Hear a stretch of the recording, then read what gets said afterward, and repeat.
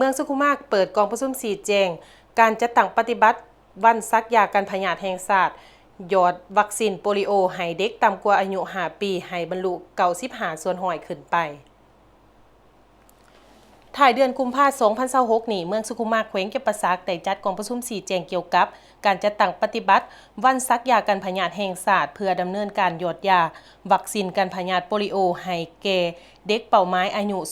0-5 ปีในทั่วเมืองโดยมีเป้าหมายให้อัตราการปกคลุมวัคซีนบรรลุ95ส่วนห้อยขึ้นไปกองประชุมได้รับเกียรติเป็นประธานโดยท่านพรพิรุณนรสินรองเลขาผักเมืองประธานคณะกรรมการปกครองเมืองมีท่านดร.ศรีสุขแก้วมณีวงศ์กรรมการผักเมืองหัวหน้าของการสาธารณสุขเมืองแขนงการเกี่ยวของเมืองประธาน6กลุ่มบ้านพนักงานวิชาการพร้อมด้วยสุขศาลาหาแห่งเขาร่วมในโอกาสนี้ท่านดร.ศรีสุขแก้วมณีวงศ์กรรมการผักเมืองหัวหน้าของการสาธารณสุขเมืองก็ได้รายงานสภาพการระบาดของพยาธิโปลิโอ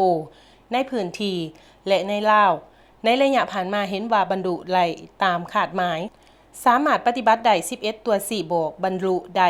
จากนั้นท่านนางสุมีไส้ใบพ่วงแก้วหัวหน้าหน่วยงานส่งเสริมการพยาธิชี้แจงถึงสภาพการของพยาธิโปลิโอที่ยังมีความเสี่ยง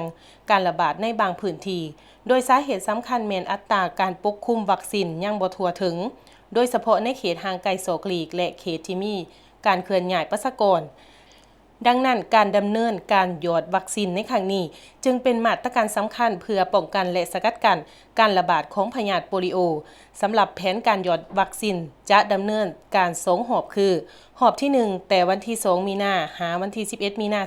2026หอบที่2แต่วันที่23 มีนาหาวันที่2 เมษายน2026เป้าหมายแม่นให้เด็กอายุ0-5 ปีในทั่วเมืองได้รับการหยอดวัคซีนให้หลายกว่า95ส่วนห้อยขึ้นไปพร้อมนั้นของการสาธารณสุขเมืองจะได้เน้นหนักให้การลงหยอดยาวัคซีนเข้าถึงทุกบ้านทุกเขตเพื่อบ่ให้มีเด็กคนใดตกหล่นพร้อมทั้งได้ประสานงานกับแขนงการศึกษาสื่อมวลชนและอำนาจการปกครองบ้านเพื่อช่วยเผยแพร่และปลุกระดมให้ผู้ปกครองนำพาเด็กน้อยไปรับวัคซีนตามจุดบริการที่กำหนดให้ท่านตามแผนที่กำหนดไว้